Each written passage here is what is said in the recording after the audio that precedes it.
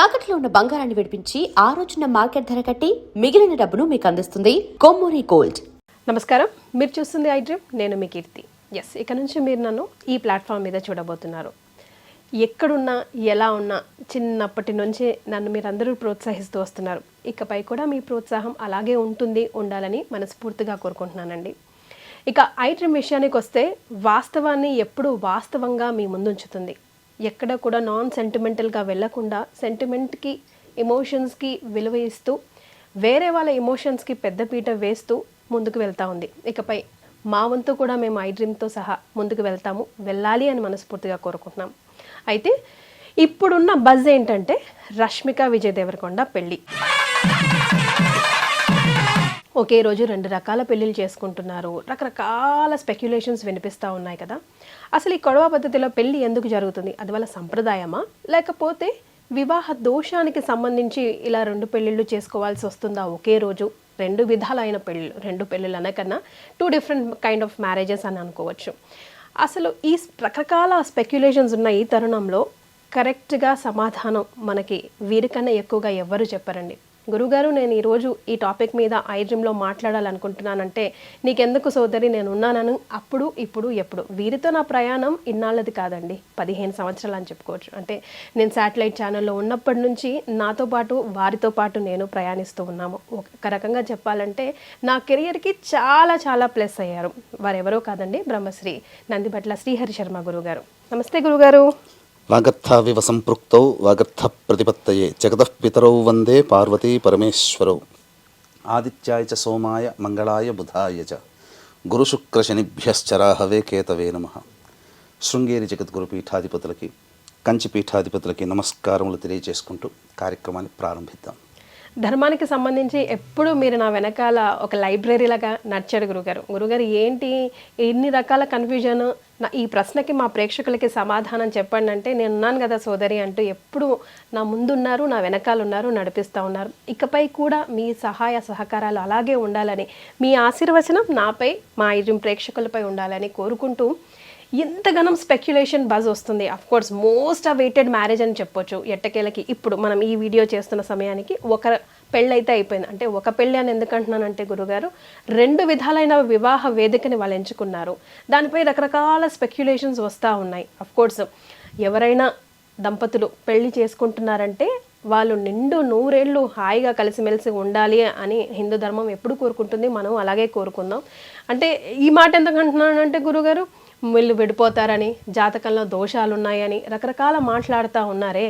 So దీని అన్నిటికీ తెర విప్పేద్దాం గురుగారు ఈ వీడియోతో. మనం అసలు ఏంటి కొడవ పద్ధతి పెళ్ళి, ఎందుకు చేసుకోవాల్సి వస్తుంది అన్నది. తప్పకుండానమ్మా. ముందుగా ఐ డ్రీమ్ సంస్థలో మీ యొక్క అధ్యాయం ప్రారంభమవుతున్నందుకు మనస్ఫూర్తిగా మీరు దిగ్విజయంగా కొనసాగాలి, ఆనందంగా స్థిరంగా ఉండాలని నేను కొలిచే ఆ దైవాన్ని మనస్ఫూర్తిగా కోరుకుంటున్నాను. ధన్యవాదాలు. ఒక సోదరుడిగా మీకు ఎప్పుడు కూడా మంచే జరగాలి. ఇప్పుడు మీరు అన్నటువంటిదేనమ్మా, పబ్లిక్ ప్లాట్ఫామ్లో ఇప్పుడు బాగా ట్రోల్ అవుతున్నటువంటిది. ఇప్పుడు మనం వీడియో చేస్తున్న సమయానికి విజయ్ దేవరకొండ, రష్మిక మందన్న వారి మ్యారేజ్ అనగా వివాహము ఒక ఘట్టం పూర్తయిపోయింది. అంటే ఎందుకింతగా వారి వివాహ పద్ధతుల మీద ఎక్కువగా ట్రోల్స్ అవుతున్నాయి అని అంటే వారు చేసుకోబోయే వివాహ పద్ధతులే దీనికి కారణం. అంతకుముందు సమంత గారు కూడా భూత వివాహం అని చేసుకున్నప్పుడు కూడా మనం కూడా వీడియో చేసాం, చాలా వైరల్ అయింది. ఇప్పుడు ఇదో కొత్త పద్ధతి వినిపిస్తా ఉంది. అందుకనే ఇప్పుడు మనము సమంత దగ్గరికి వచ్చామనుకోండి, నాగ చైతన్య సమంత వివాహం జరిగింది ఒక రోజు. అది మన హిందూ సాంప్రదాయ ప్రకారం. ఆమె ఆంగ్లో ఇండియన్ ప్రకారం కాబట్టి ఆంగ్లో ఇండియన్ పద్ధతి ప్రకారం ఇంకొక రోజు వివాహం చేసుకున్నారు. అదే విధానం ఇప్పుడు రష్మిక విజయ్ దేవరకొండ వివాహంలో జరగబోతుంది. ఇది తెలుసుకోకుండా చాలామంది నెగిటివ్ ట్రోల్స్ చేస్తున్నారు. ఎందుకు? ఆల్రెడీ రష్మికకి కొన్ని సంవత్సరాల కిందట కన్నడ హీరోతో ఎంగేజ్మెంట్ అయింది, రక్షిత్ శెట్టి అనే అబ్బాయితో. తర్వాత ఆమె, ఎందుకంటే ఒక స్త్రీకి హక్కు ఉంటుంది ఎవరిని వివాహం చేసుకోవాలి. ఎందుకంటే కన్యాదానము చేస్తున్నారు, వరదానం జరగట్లే. కన్యాదానం అన్నప్పుడు ఏంటి దాని అర్థము? మన అమ్మాయిని ఒక ఇంటికి ఇచ్చేటప్పుడు ఆ అమ్మాయి తల్లిదండ్రులు మన అమ్మాయి అక్కడ క్షేమంగా, సుఖంగా, సంతోషంగా మెట్టినింట ఉంటుందా అని చెప్పి ఎంచుకొని మరీ ఇస్తారు తప్ప అబ్బాయి అమ్మాయిని ఎంచుకోవడం ఉండదు. కాబట్టి కొంత చిన్నతనంలో అమ్మాయికి అప్పుడు ఎంత టీనేజ్ కూడా ఉండకపోవచ్చు, తెలిసి తెలియని ఆలోచనతో తీసుకున్న నిర్ణయం వల్ల ఎంగేజ్మెంట్ జరిగిపోయింది రక్షిత్ శెట్టితో. కానీ అక్కడ నా వ్యక్తిగతమైన అభిప్రాయం ప్రకారం తను ఏదైతే ఈ సినీ వినీలాకాశంలో ఎత్తుకెదగాలని అనుకున్నదో, సహాయ సహకారాలు ఉంటాయేమో అనుకున్నదేమో దొరకలేదేమో, అందుకే క్యాన్సిల్ చేసుకుంది. తదనంతరం విజృంభించింది. మొత్తం సినీ ఇండస్ట్రీలో పెద్ద పెద్ద స్టార్లతో అనేక భాషలలో ఆ అమ్మాయి చాలా తక్కువ సమయంలో చేసింది. తనకి సరైన ఈడు జోడైనటువంటి వ్యక్తి విజయ్ దేవరకొండగా కనబడడం. అలాగే 2017లో అనుకుంటా కదమ్మా వీళ్ళిద్దరికి ఎంగేజ్మెంట్ అయింది. ఎంగేజ్మెంట్ అయిన తర్వాత కూడా అమ్మాయి అబ్జర్వ్ చేసి నా యొక్క జీవితానికి ఎక్కడైనా స్టాప్ పడుతుందా, విజయ్ దేవరకొండతో మూవ్ అయితే బాగుంటుందా అన్నీ అబ్జర్వ్ చేసుకున్న తర్వాతనే నిశ్చయానికి వచ్చి ఇప్పుడు మ్యారేజ్ డేట్ చేసుకున్నారు. 2017కి సంబంధించి ఇది ఎప్పుడమ్మా. కాబట్టి చాలా మంచిగానే నిర్ణయం తీసుకుంది. కాకపోతే దీనికి చాలామంది పలువలు చిలువలుగా మార్చుకుంటూ మూడో వివాహం చేసుకుంటున్నారా, మూడో వివాహం ఎప్పుడు, ఇట్లా ట్రోల్స్ చేస్తున్నారు. కానీ వాళ్ళిద్దరూ కూడాను వాళ్ళ యొక్క సాంప్రదాయానికి పెద్దపీట వేశారు. పెద్దపీట వేస్తూ ఇందులో భాగంగా మీరు చూసుకున్నట్లయితే వివాహము డేట్ ఫిక్స్ అయిన దగ్గర నుంచి కూడా తను చేపట్టబోయే యొక్క అమ్మాయి యొక్క ఆనందాన్ని కలిగించాలి, అమ్మాయికి కలిగించడం కోసం ఎక్కడా కూడా కాంప్రమైజ్ కాకుండా విజయ్ దేవరకొండ ఒక గొప్ప మహల్ రాజ్ ప్యాలెస్లో వివాహాన్ని నిశ్చయం చేసుకున్నారు. అన్నికి కూడా తన పట్టపు రాణి, ఒక ఎవరి జీవితంలో పేదవాడైనా కానీ వివాహం చేసుకుంటే ఆ పేదవాడి భార్య కూడా ఆయన ఆ రాజు అయినా ఆమె పట్టపు రాణి, రాజ్యానికి ఆయన రాజు అయితే భార్య రాణి అంతే. ఇక్కడ ధనము అనేటువంటిది కాదమ్మా. ఎవరు వివాహం చేసుకున్న రాజు వివాహం చేసుకునే భార్య రాణిలాగా చూసుకుంటారు. ఆ విధంగా విజయ్ దేవరకొండ ఆ అమ్మాయిని వివాహం చేసుకోబోతున్నాడు మంచిగా అంగరంగ వైభవంగా. ఇందులో మెచ్చుకోదగినటువంటిది ఏంటంటేనమ్మా, వివాహ విషయంలో సెల్ ఫోన్స్ అనేటువంటి లేవు, నాట్ అలౌడ్. మీకు అంతా ఒక చోట భద్రంగా పెడతాం అంటే దీని అర్థాన్ని నెగిటివ్ యాటిట్యూడ్లో ఎలా చూపించారనంటే, తల పొగరు వీళ్ళకి ఎవరు సెల్ ఫోన్ తీసుకోకూడదు, వీళ్ళ దగ్గర ఎవరు కూడాను సెల్ ఫోన్ చూసుకోకూడదు, వ్యక్తిగతమైన స్వేచ్ఛ లేదు. కానీ పాజిటివ్ ఒకటి చెప్పమంటారమ్మా, అతను విజయ్ దేవరకొండ నిర్ణయం చాలా సబబ్ అని చెప్పవచ్చు, హర్షాతిరేకంగా మనం యాక్సెప్ట్ చేయొచ్చు. ఎందుకనంటే ఒక వివాహం జరుగుతున్నంతసేపు వచ్చినటువంటి అతిథులందరూ కూడా ఇప్పుడు సెల్ ఫోన్ కర్ణయక్షిణి అంటారు, అది మొత్తం డిస్టర్బ్ చేస్తుంది. వాళ్ళ వైపు వివాహం జరుగుతుంటే వివాహంకి వచ్చిన వాళ్ళు వివాహం కోసం కాకుండా వ్యక్తిగతమైన మెసేజ్లు మాట్లాడుకుంటూ కూర్చుంటుంటే ఆ వివాహం చేసుకున్న దానికి విలువేముంటుంది. అందుకని వచ్చిన అతిథులని కూడా గౌరవిస్తూ చక్కగా అందరినీ ఆహ్వానించి గౌరవిస్తూ వివాహం చేసుకుంటే అందరి అటెన్షన్ వాళ్ళ మీద ఉంటుంది, దంపతుల మీద. అంటే ఫొటోస్ ఎక్కడ వైరల్ అయిపోతాయేమో, పబ్లిక్ ఫిగర్ కదా, ఎందుకు వాళ్ళు వివాహం వాళ్ళు చేస్తున్నారు కదా, వీడియో రికార్డ్ చేస్తున్నారు కదా, ఫొటోస్ కూడా వస్తాయి కదా, ముందు వస్తాయి. ఒక వారం 10 రోజులు ఆగండి, మనమే అన్ని ప్రసార మాధ్యమాల్లో మనమే షేర్ చేసుకుంటాం. కానీ ఏదైతే వివాహం చేసుకుంటున్నాడో రష్మికతో వచ్చిన అతిథులందరి అటెన్షన్ ఉండడం వల్ల వచ్చిన వాళ్ళ అందరి మైండ్లో చిరకాలం గుర్తుండిపోతుంది, ఎంత బాగా చేసుకుని. ఎందుకంటే ప్రతి ఘట్టాన్ని వచ్చిన అతిథులందరూ ఆస్వాదిస్తారు, ఎవరు సెల్ ఫోన్లు ఉండవు, డిస్ట్రాక్షన్స్ ఉండవు. తర్వాత మనం ఇప్పుడు మాట్లాడుకునే సమయానికి హిందూ సనాతన సాంప్రదాయ పద్ధతిగా చక్కగా మన తెలుగు పద్ధతిగా వివాహం జరుగుతుంది. సాయంకాలానికి వచ్చేసరికి రష్మిక మందన వివాహ పద్ధతి కొడువ వివాహ పద్ధతి, కొడువ జాతి అంటే కూర్గు అనేటువంటిది. అంటే బ్రహ్మగిరి కొండల్లో మీకు చెప్పాలి అంటే దీనికి ఒక పురాణ ప్రాశస్త్యం అనేటువంటిది ఉందమ్మా. అక్కడ ఎవరైనా ఇదే పద్ధతిలో వివాహం చేసుకోవాల్సిందే. కూర్గు పరిసర ప్రాంతాలు, కావేరి నది పుట్టినటువంటి కూర్గు పరిసర ప్రాంతాల్లో గిరిజనుల జాతి అని అంటారు. ఈ గిరిజనులు ఇప్పుడు మనకు వాల్మీకి బోయ జాతులు ఎట్లయితే గిరిజనులు ఉంటారో అలాగే గిరిజనుల జాతికి సంబంధించిన అమ్మాయి ఈ కొడువ జాతికి సంబంధించిన అమ్మాయి. సో వాళ్ళకు ఒక ఆచారం ఏంటంటే మనలాగా పురోహితులు, హోమగుండాలు, అక్షితలు, వచ్చిన బంధువులు ఆశీర్వచనాలు ఉంటాయి. కానీ వేద మంత్రోచ్చారణతో ఉండదు, ఏమీ ఉండవు. ఎందుకు చెప్పమంటారా, వాళ్ళు ఒకప్పుడు 1000 సంవత్సరాల నుంచి కూడా వాళ్ళ జాతి ఉంది, అతి కొద్ది మంది మాత్రమే. కొండలు లోయలు తిరిగి వెళ్ళి బ్రాహ్మణుడు వెళ్ళి పూజ చెయ్యలేని పరిస్థితిలో నివసించిన ఆటవిక జాతిలో నుంచి వచ్చినటువంటి ఆణిముత్యం రష్మిక మందన్న. కానీ ఆణిముత్యం ఎందుకన్నానంటే ఇప్పటికీ కూడా వాళ్ళ వంశ ఆచారాన్ని గౌరవించి ఆ పద్ధతిలో వివాహం చేసుకుంది. అందుకే ఆణిముత్యం. అవునండి గురుగారు. ఇప్పుడు మన సనాతన ధర్మం ఎవరిదైనా కానివ్వండి, ఏ పద్ధతి అయినా కానివ్వండి, ముందుకు తీసుకెళ్లాల్సిన బాధ్యత ఈ జనరేషన్ వాళ్ళదే కదా. కది ఈ కొడవ జాతి వివాహ పద్ధతి ఏంటనంటే నల్ల కోటు ధరించి నల్ల తలపాగా ధరించి సాయంకాలం విజయ దేవరకొండకి ఒక కత్తిస్తారు. అరటి చెట్టు అక్కడ ఉంటుంది. ఒక్క వేటుతో అరటి చెట్టుని నరికేయాలి. తరువాత వాళ్ళ యొక్క విందులో ప్రధాన పాత్ర పోషించేది పంజికుర్లి అంటే అడవి పంది. ఈ అడవి పంది మాంసాన్ని ఇష్టంగా ఆ రోజున విందులు, ఆటవిక జాతి కదమ్మా పంది, అక్కడ దొరికేది ఆటవికగా అడవి పంది. మధ్య మాంసాలతో విందు ఆరగింపులతో మత పెద్దలు కాదమ్మా, కుటుంబ పెద్దలు వచ్చి ఆశీర్వదిస్తారు. అంగరంగ వైభవంగా ఒకవైపున మంచి చక్కటి అరుటాకి భోజనంలో విందు భోజనమేమో పొద్దున పూట, సాయంకాలానికి రష్మిక మందన్న పుట్టినింటినటువంటి వేడుకగా జరుపుకొని వాళ్ళ ఆచారం ప్రకారం జరుపుకొని వేడుకగా.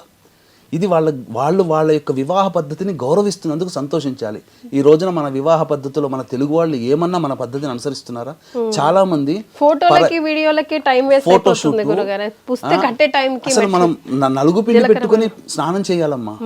మన పద్ధతి మొదలేసేసి హల్దీ అని, సంగీత్ అని, మెహందీ అని వేరే నార్త్ ఇండియన్స్ పద్ధతి. ఒక్క నార్త్ ఇండియన్ మన పద్ధతిని ఆచరిస్తాడా? తమిళియన్స్ ఏ పద్ధతి చేసుకుంటే మన తెలుగు వాళ్ళు చేసుకోరు, కేరళ వాళ్ళే చేసుకుంటే మన తెలుగు వాళ్ళు. కానీ మన తెలుగు వాళ్ళ పద్ధతి, మన వివాహ పద్ధతి మర్చిపోయాం. కానీ ఇప్పటికీ కూడా కొన్ని అనేక మారుమూల ప్రాంతాల్లో కొన్ని వివాహ పద్ధతులు ఉన్నాయి. ఏంటి అనంటే శ్రీకాకుళం అటువైపు పోతే ఆడపిల్ల వస్త్రధారణతో చేసి మగపిల్లవాడు వివాహం ఉంటుంది. కొన్ని చోట్ల వైరల్ అయ్యాయి, వీడియోలు కూడా ఉన్నాయి. ఇప్పటికీ గౌరవించే వాళ్ళు ఉన్నారు, సాఫ్ట్వేర్ ఇంజనీర్ కావచ్చు, ఎంతైనా కానీ. కాకపోతే ఈ అమ్మాయి వివాహ పద్ధతి ప్రకారం బ్రాహ్మణులు ఉండరు. ఎందుకు ఉండరంటే ఆ కాలంలో కొండలు లోయల్లో ఈ జాతి పెరిగింది కాబట్టి, ఉన్నది కాబట్టి అక్కడ దాకా వచ్చి బ్రాహ్మణులు వివాహం చేసే అవకాశం లేదు, బ్రాహ్మణులు దొరకరు. కాబట్టి వాళ్ళ ఆటవిక సాంప్రదాయ ప్రకారము ఆ విధంగా గిరిజన పెద్దతులు అంతేనమ్మా, ఏమీ ఉండదు. ఇదే అసలు. కానీ దీనికి తెలియకుండా విలువ పలువలుగా దోషం ఉంది, కుజదోషం ఉంది, అందుకే అరటి చెట్టు, లేకపోతే వివాహ దోషం ఉంది కాబట్టి ఇట్లా కాదు, వాళ్ళ వివాహ పద్ధతిని అనుసరిస్తున్నారు. దీనికి అరటి చెట్టును కొట్టేయడం అదేంటో గురుగారు, దాని వెనకాల ఏం సైన్స్ ఉందో, అంటే వీళ్ళు పెళ్లి చేసుకున్నట్టు ఎట్లా తెలుస్తుందో నాకు అర్థం కాల గురుగారు. పెద్దలు వచ్చి ఆశీర్వదిస్తారమ్మా, అంతే. మీకు ఎక్స్చేంజ్ చేసుకోవడం కానీ, శ్రీశైలము అటువంటి మారుమూల ప్రాంతాల పోతే ఇప్పటికీ బోయే వాళ్ళలో కూడా పురోహితులు ఉండరు. వాళ్ళ ఆచారం ప్రకారం, గిరిజన సాంప్రదాయం ప్రకారం వివాహం చేసుకుంటారు. అదే పద్ధతి ఇక్కడ జరుగుతుంది. కోటీశ్వరులైన వాళ్ళ సంఖ్య ఎంతమ్మా, మహా అయితే వేలల్లో ఉంటుందేమో ఆ కొడువ జాతి మొత్తం సంఖ్య. వాళ్ళ భాష తుళు భాష. తుళు ఎవరి భాషమ్మా? మనకు శ్రీకృష్ణదేవరాయలు వారి ఆస్థాన భాష తుళు. ఆయన తుళు భాషకు సంబంధించిన వాడు. మనకు తెలుగు, కన్నడలో కన్నడ ఇట్లను, శ్రీకృష్ణదేవరాయల భాష తుళు. ఆమె భాష కూడా మదర్ టంగ్ కూడా తుళు.